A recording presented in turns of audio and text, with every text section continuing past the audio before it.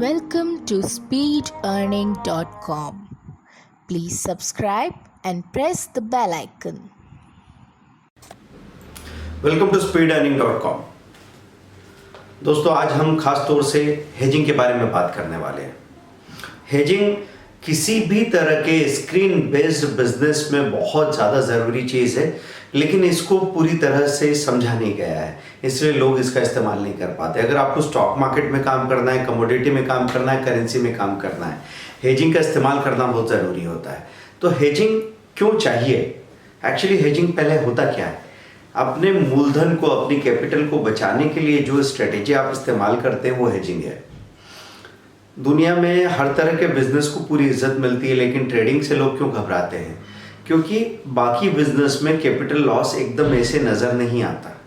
आपने अगर कोई दुकान खोला है, किसी बिजनेस में इन्वेस्टमेंट किया है, ट्रेडिंग, मैन्युफैक्चरिंग वगैरह में, तो एकदम से आपको ऐसा नहीं दिखेगा कि आपकी कैपिटल आधी होगी। एक्चुअली हो जाएगी।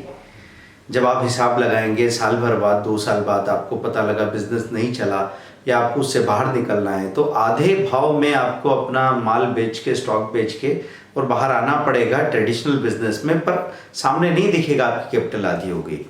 यहाँ पे सारा हिसाब सामने सामने होता रहता है।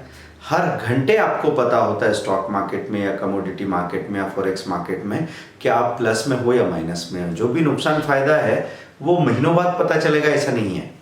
तो उस कैपिटल को बचाना बहुत ज़रूरी होता है, नहीं तो हम अपना काम करने का हौसला खो देते हैं। तो जैसे मैं 1 लाख रुपए लेके आया, एक दिन मेरा नुकसान 10,000 हो गया, दूसरे दिन वो 18,000 दिखने लगा, फिर 25,000 हो गया। तो जैसे जैसे आपकी कैपिटल ख़त्म होती जाएगी, वैसे वैसे आपका जो कॉन्फिडेंस है वो ख़त्म होता जाएगा। इसलिए हेजिंग की ज़रूरत है। हेजिंग मतलब जैसे निफ्टी में हम डेली एक स्ट्रेटेजी सजेस्ट करते हैं। 2:29 पे आप देख लो कि निफ्टी का डायरेक्शन वो हाई के करीब है या लो के करीब है। तो हमको दिखा है in.investing.com में buy signal, strong buy signal 15 minute 30 minute में दिखा रहा है, मतलब सेंटिमेंट अच्छा है। तो आपने इस मंथ की बाइंग कर ली और हेजिंग के लिए नेक्स्ट मंथ की निफ्टी को सेल कर दिया। ये काम किया आपने 2:29 पे, स्टॉप लॉस दोनों तरफ 8 पॉइंट का लगा लिया।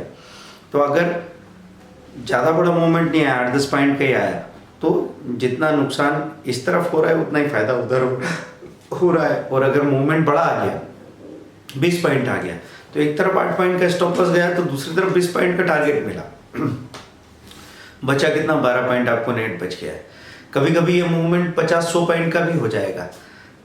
अब ये जो हेजिंग है, इसके फायदे क्या है? पहली बात ये है कि जो धोखे से रिवर्सल होता है मार्केट में, वो सिर्फ हेजिंग से ही पकड़ में आ सकता है।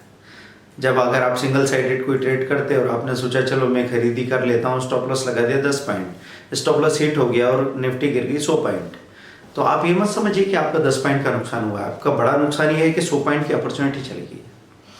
तो अभी आपने देखा है पिछले 1 महीने 1.5 महीने में धोखे से बहुत सारे रिवर्सल हुए और जिन्होंने भी हेजिंग की थी उनको सबसे बड़े प्रॉफिट्स मिले। वैसे तो नॉर्मली महीने में 2 से 3 बड़े प्रॉफिट हेजिंग की वजह से मिल जाते हैं, लेकिन अभी पिछले 1.5 महीने में तो 15 बार ऐसे प्रॉफिट मिल गए होंगे। 100 200 पॉइंट के प्रॉफिट निफ्टी में मिल गए।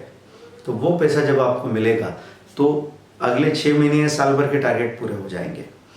तो आपको डायरेक्शन को लेके आप पैरालाइज नहीं होते। बाइंग करूं समझ नहीं आ रहा, सेलिंग करूं समझ में नहीं आ रहा, क्या करूं। बाजार 100 पॉइंट गैप डाउन खुल जाए या 150 पॉइंट गैप अप खुल जाए तो भी आप काम कर पाते हो, पैरालाइज नहीं होते। दूसरी चीज़, हेजिंग में होते होते आपका ऑब्जर्वेशन बहुत प्रॉपर हो जाता है, क्योंकि मैं एक ऐसी स्थिति में खड़ा हूँ कि छोटा मोटा मूवमेंट है, रेंज है, तब तक मैं बराबरी में रहूँगा। बड़ा मूवमेंट आएगा तो मैं प्लस में हो जाऊँगा। मेरे हाथ से कोई मौका चूक जाए इसकी पॉसिबिलिटी नहीं है। तो कोई रेगुलर हेजिंग करता है, सुबह एक बार स्टॉक मार्केट में, दोपहर में एक बार स्टॉक मार्केट में करता है, तो उसको फ़ायदा मिलेगा। तो हेजिंग के बेनिफिट ये हैं। और हेजिंग के मेन टाइप्स कौन से हैं? 3 टाइप होते हैं। एक होता है डबल लेग हेजिंग, कि आपने इस मंथ की बाइंग की, नेक्स्ट मंथ की सेलिंग की, और अभी तक लोग स्टॉप लॉस नहीं लगाते थे। तो स्टॉप लॉस नहीं लगाने में फिर हेजिंग काम की नहीं है। जहाँ पे भी आप एक तरफ क्लोज करोगे, दूसरी तरफ पोजीशन नेकेड हो जाएगी। तो स्टॉप लॉस लगाना बहुत ज़रूरी है। स्टॉप लॉस कितना बड़ा लगाना चाहिए? इतना बड़ा कि मिनिमम जो मूवमेंट आपको एक्सपेक्टेड है, जैसे निफ्टी में हम लोग सोच लेते हैं कि 15-20 पॉइंट का मूवमेंट तो आ जाता है, तो 8 पॉइंट का स्टॉप लॉस लगा लेते हैं। 8 से छोटा क्यों नहीं रख रहे? क्योंकि उतने में तो थोड़ा बहुत भी फ्लक्चुएशन आएगा तो एसएल टच हो जाएगा, वो नहीं करना है। दूरी ऑप्टिमम होना चाहिए, ना बहुत कम ना बहुत ज़्यादा तो बिल्कुल भी नहीं और बहुत कम भी नहीं। ऑप्टिमम मतलब 8 पॉइंट हम रखते हैं, एक तरफ 600 रुपये का, दूसरी तरफ 600 रुपये का रिस्क है। कभी कभी नए लोग काम करने गए, वो स्लो थे, हो सकता है एक तरफ का एसएल हिट हो गया, दूसरी तरफ वेट करते रह गए, 5 मिनट बाद दूसरी तरफ का भी एसएल हो गया। तो ये हमेशा होने वाली बात नहीं है, इसलिए आप स्ट्रेटेजी से किनारा मत कीजिए, आप अपनी स्पीड को बढ़ाइए। और दूसरा, एक तरफ का एसएल हिट होते ही दूसरी तरफ से निकलने की तैयारी होनी चाहिए, ज़्यादा देर वेट नहीं करना। अगर आप निकल भी गए और फिर आपको लगा कि अरे नहीं जल्दी कर ली, तो फिर से हम हेजिंग का पोजीशन बना सकते हैं ना, वहाँ रोकने वाला तो कोई नहीं। तो पर्टिकुलर टाइम पे जब भी आपको लगता है मूवमेंट आते हैं, हम डबल लेग हेजिंग कर सकते हैं। मतलब 20 मंथ की बाइंग, नेक्स्ट मंथ की सेलिंग, स्टॉप लॉस दोनों तरफ लगा दिया। लेकिन डबल लेग हेजिंग कब काम की होती है? जब आइदर साइड किसी भी एक तरफ बड़ा मूवमेंट होने वाला हो तो बहुत ज़्यादा काम की है डबल लेग हेजिंग। या तो आपको पक्का नहीं किधर जाएगी, निफ्टी एकदम 100 पॉइंट नीचे जा सकती है, 100 पॉइंट ऊपर जा सकती है, तो डबल लेग हेजिंग कर लेते हैं। लेकिन इसमें प्रॉफिट आधा मिलता है, क्योंकि एक तरफ का प्रॉफिट तो दूसरी तरफ का लॉस भी है जो एडजस्ट होगा, इसलिए आपको, और दोनों तरफ का ब्रोकरेज और टैक्स भी लग जाएगा।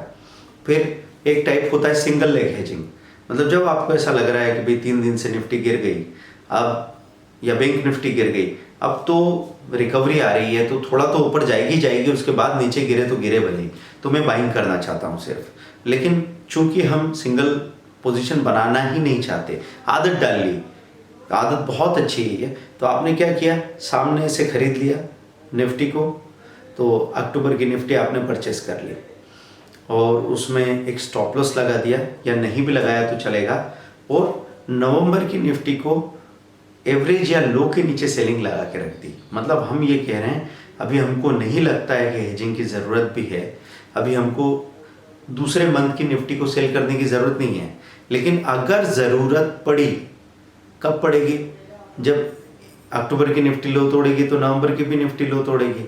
तो अक्टूबर की निफ्टी में लो तोड़ के जब नुकसान शुरू होगा तो नवंबर की निफ्टी का शॉर्ट सेलिंग एक्टिवेट हो जाएगा, और जब तक नवंबर की निफ्टी एक्टिवेट नहीं हुई है तब तक नुकसान रहेगा, फिर नुकसान की भरपाई होने लगेगी, क्योंकि एक तरफ की जो बाइंग थी दूसरी तरफ की सेलिंग उसको बैलेंस करने लग जाएगी। लेकिन अगर यहीं से ऊपर भाग जाता है, अक्टूबर का निफ्टी परचेस किया, नीचे नहीं गया, ऊपर से ही भाग जाता है, तो जितना प्रॉफिट है सब कुछ आपका है। अब ऐसा नहीं होगा कि आपको आधा प्रॉफिट मिले। तो ये क्या हो गया, ये सिंगल लेग हेजिंग हो गई, जो तब ली जानी चाहिए जब आपको लगे कि 3 दिन की लगातार तेजी के बाद मंदी आ रही है, 3 दिन की लगातार मंदी के बाद तेजी आ रही है, आपको 70-80% क्लैरिटी हो रही है डायरेक्शन की, तो आप हेजिंग नहीं करना चाह रहे हैं डबल लेग हेजिंग, इसलिए आपने लो के नीचे सेलिंग लगा के रख दी कि अगर कोई हादसा हो जाए तो ये काम में आएगा, नहीं तो इसका कोई रोल ही नहीं है। फिर तीसरी चीज़ होती है ओपन हेजिंग, इसमें हमने किसी को भी नहीं खरीदा, भाई सिंगल लेग हेजिंग में एक तरफ खरीदा, एक तरफ नीचे का ऑर्डर लगाया, तो एक सौदा तो हो गया, एक तरफ का ब्रोकरेज टैक्स तो लग गया, दूसरी तरफ का सौदा नहीं हुआ है अभी, तो अगर उधर भागा तो पूरा प्रॉफिट आपको मिल जाएगा। ओपन हेजिंग में एक भी सौदा नहीं किया, हम बीच में कहीं रेंज बाउंड चल रही है निफ्टी, तो आपको समझ में नहीं आ रहा है कि क्या करें, तो हमने अगले महीने की जो निफ्टी है उसमें रिसेंट हाई है 20 पॉइंट ऊपर, वहाँ पे स्टॉप लॉस बाइंग लगा दी। इस मंथ की निफ्टी है यहाँ पे भी रेंज में ही है, तो 15 पॉइंट नीचे का लो है, तो वहाँ पे स्टॉप लॉस सेलिंग लगा दी। एक तरफ सेलिंग लगा के रखिए, एक तरफ बाइंग लगा के रखिए, जब तक कोई मूवमेंट नहीं आता, ना तो कोई सौदा हुआ है, ना कोई ब्रोकरेज टैक्सेस जा रहे हैं। और सौदा जो ट्रेड एक्टिवेट होगा वो तभी होगा जब एक डायरेक्शन में क्लैरिटी आ जाएगी, और क्लैरिटी आने पे जो आपका ट्रेड होगा तो सीधा सीधा प्रॉफिट मिलेगा, वो प्रॉफिट हम बुक करेंगे और वो बड़ा प्रॉफिट हम आराम से कमा लेंगे। तो ये हेजिंग के बारे में हमने आपको बताया, टाइप्स ऑफ हेजिंग, 3 तरह की हेजिंग होती है, double leg hedging, single leg hedging और ओपन हेजिंग। ओपन हेजिंग में हम दोनों में stop loss buying, stop loss selling order लगा के रखते हैं, सामने से एक भी ट्रेड नहीं किया है। तो हेजिंग को आगे हम डिटेल में बात करेंगे, तब तक आप लोग इसको थ्योरेटिकली समझ के प्रैक्टिस करना शुरू कीजिए अलग अलग टाइमिंग पे, सुबह और दोपहर में एक बार। तो सुबह 9:30 9:29 कर सकते हैं, दिन में 2:29 2:30 कर सकते हैं।